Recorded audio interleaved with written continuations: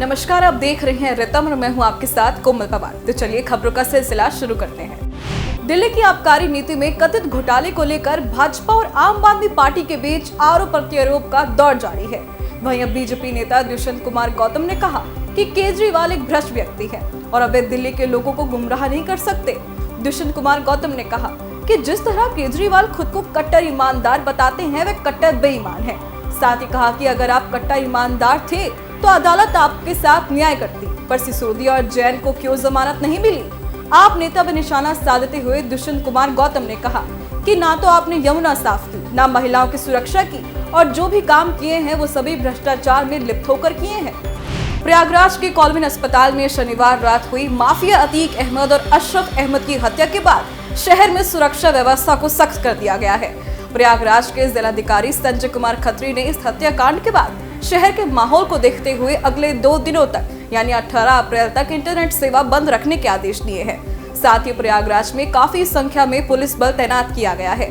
शहर में police force के साथ फ्लैग मार्च किया गया।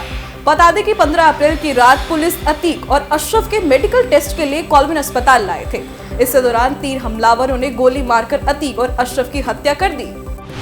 शिक्षक भर्ती घोटाले में सीबीआई ने जांच के सिलसिले में टीएमसी के विधायक जीवन कृष्ण साहा को आज सुबह मुर्शिदाबाद जिले के बुरवान स्थित उनके आवास से गिरफ्तार कर लिया।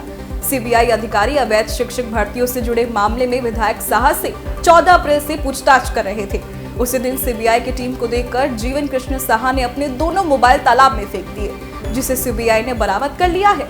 बता दें कि पश्चिम बंगाल में शिक्षक भर्ती घोटाला 2014 में हुआ था। सुप्रीम कोर्ट द्वारा तमिलनाडु सरकार की अपील खारिज किए जाने के बाद राष्ट्रीय स्वयंसेवक संघ यानी आरएसएस ने रविवार को तमिलनाडु में 45 स्थानों पर पथ संचलन किया। पुलिस सुरक्षा के बीच कार्यक्रम शांतिपूर्ण तरीके से संपन्न हुआ। चेन्नई, मदुरै, कांचीपुरम और चेंगलपेट सहित राज्य के विभिन्न हिस्सों में कार्यक्रम आयोजित किया गया। बता दें कि आरएसएस ने पिछले साल 2 अक्टूबर को मार्च निकालने की अनुमति मांगी थी, लेकिन राज्य सरकार ने सुरक्षा का हवाला देते हुए अनुमति नहीं दी थी। तो सुप्रीम कोर्ट ने 11 अप्रैल को राज्य सरकार को मार्च निकालने का आदेश दिया था। पत्रकारों की सुरक्षा को लेकर केंद्र सरकार एक नया कदम उठाने जा रही है। पत्रकारों की सुरक्षा सुनिश्चित करने के लिए प्रधानमंत्री नरेंद्र मोदी ने गृह मंत्रालय को एसओपी बनाने को कहा है। गृह मंत्रालय के अनुसार किसी भी घटना में कवरेज के दौरान पत्रकारों की पहचान से लेकर उन्हें सुरक्षा मुहैया कराने के लिए विस्तृत दिशा निर्देश बनाना होगा, जिसका पालन देश में सभी पुलिस को करना होगा। बता दें कि अतीक और अशरफ की हत्या करने वाले तीनों आरोपी पत्रकार के रूप में आए थे। जिस तरह से अतीक और अशरफ पर गोलियां चलाई गई, उससे वहां मौजूद पत्रकारों को भी खतरा हो सकता था, जिसे लेकर केंद्र ने चिंता जताई है।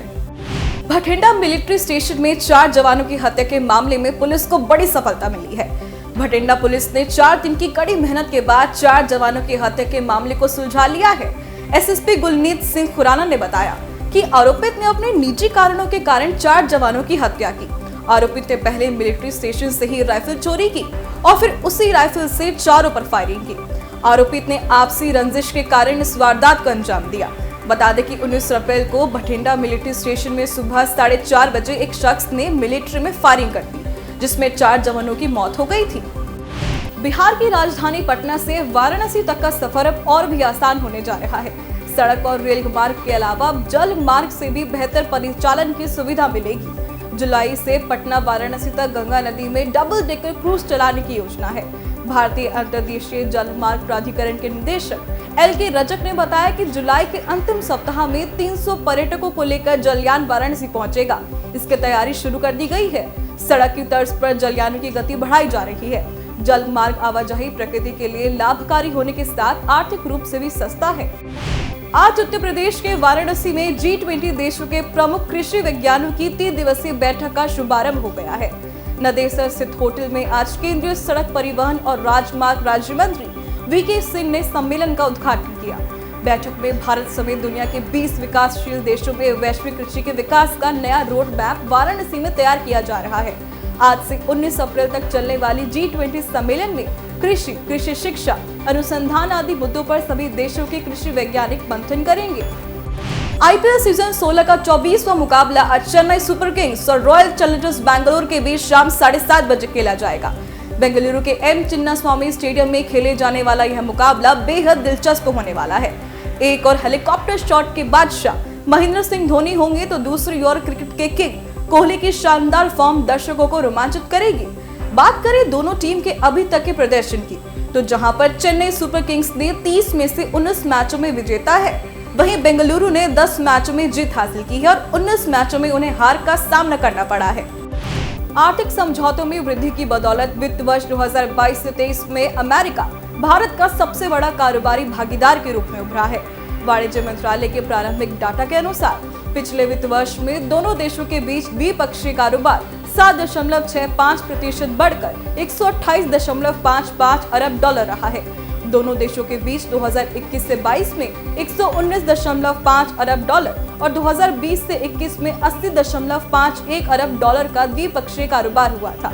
दूसरी ओर 2022 से 23 में चीन के साथ द्विपक्षीय कारोबार 1.5% घटकर 113.83 अरब डॉलर रहा है। 2021 से 22 में भारत और चीन के बीच 115.42 अरब डॉलर का कारोबार हुआ। देश में आर्थिक गतिविधियों में सुधार के चलते बड़ी मांग से वित्त वर्ष 2022 से 23 में बिजली की खपत में 9.5% की वृद्धि रही है। पिछले वित्त वर्ष में कुल 1503.65 अरब डॉलर की बिजली की खपत रही है। केंद्रीय विद्युत प्राधिकरण के डाटा के अनुसार वित्त वर्ष 2021 से 22 में बिजली की कुल खपत 1374.02 अरब यूनिट रही थी।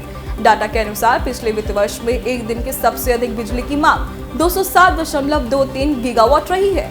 2021 से 22 में यह 200.53 गीगावाट थी।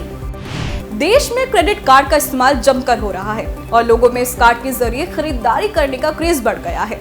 भारतीय रिजर्व बैंक यानी आरबीआई के जारी आंकड़ों के अनुसार वर्ष 2023 में क्रेडिट कार्ड के जरिए होने वाला खर्च साल दर साल आधार पर 47% बढ़ गया है। यह 47% बढ़कर 14 खरब रुपए पर आ गया है। ये बढ़ोतरी मुख्य तौर पर ई कॉमर्स और पॉइंट ऑफ सेल ट्रांजैक्शन के जरिए देखने को मिली है। तो वहीं वित्त वर्ष 2020 से 21 के दौरान क्रेडिट कार्ड के जरिए 6,30,414 करोड़ रुपए का भुगतान किया गया। देश में कोरोना के नए मामलों में कमी देखने को मिली है। स्वास्थ्य मंत्रालय के अनुसार बीते 24 घंटे में कोरोना के 9,111 नए केस सामने आए हैं। वहीं रविवार को देश भर में कोरोना के 10,093 नए मामले सामने आए थे। तो बीते 24 घंटे में 27 लोगों की मौत भी हुई है। इसके साथ ही 6,313 मरीजों ने कोरोना को मात भी दी है। वहीं अब देश में सक्रिय मरीजों की संख्या 60,313 पहुंच गई है। स्वास्थ्य मंत्रालय के अनुसार कोरोना की दैनिक पॉजिटिविटी दर भी बढ़कर 8.40% हो गई है। चीन ने एक बार फिर से अपने विस्तारवादी इरादों का संकेत दिया है। पहले चीन ने अरुणाचल से जुड़ी 11 जगहों का नाम अपने नक्शे में बदला था। अब दक्षिणी हिंद महासागर की गहराई में स्थित 19 समुद्री तलों के नाम बदल दिए हैं। चीन की मीडिया ने इसे बीजिंग की सॉफ्ट पावर प्रोजेक्शन करार दिया है। इससे पहले चीन ने 2 फरवरी को अरुणाचल प्रदेश में 11 जगहों के भौगोलिक नाम बदल दिए थे, जिसकी भारत सरकार ने कड़ी निंदा की थी और चीनी दावों को खारिज कर दिया था। पाकिस्तान वर्तमान समय में आर्थिक तंगी से जूझ रहा है। भयंकर आर्थिक तंगी से जूझ रहे पाकिस्तान में अब महंगाई चरम सीमा पर पहुंच चुकी है। पेट्रोल की कीमतों को बढ़ाने के बाद पाकिस्तान सरकार ने एलपीजी गैस के दाम भी बढ़ा दिए हैं। तेल और गैस नियामक प्राधिकरण यानी OGRA ने रविवार को पाकिस्तान में एलपीजी की कीमतों में बढ़ोतरी की घोषणा की है। ARY न्यूज की रिपोर्ट्स के अनुसार पाकिस्तान में एलपीजी की नई कीमत 229 पाकिस्तानी रुपए तय की गई है। वहीं OGRA की अधिसूचना के अनुसार रसोई गैस के घरेलू सिलेंडर की कीमत में 120 पाकिस्तानी रुपए की वृद्धि की गई है। 14 अप्रैल को सिनेमाघरों में रिलीज हुई फिल्म शाकुंतलम की ओपनिंग अच्छी रही थी, लेकिन वीकेंड पर फिल्म उम्मीदों पर नहीं उतर पाई। वीकेंड पर फिल्म की कमाई में गिरावट आई है। बता दें कि रिलीज के दूसरे दिन यानी शनिवार को फिल्म ने केवल 1.85 करोड़ रुपए कमाए। वहीं तीसरे दिन यानी रविवार को मात्र 2 करोड़ की कमाई की है। शाकुंतलम को तेलुगु, हिंदी, तमिल, मलयालम और कन्नड़ में रिलीज किया गया है। बता दें कि सामंथा की फिल्म शाकुंतलम कालिदास के नाटक अभिज्ञान शाकुंतलम पर आधारित है।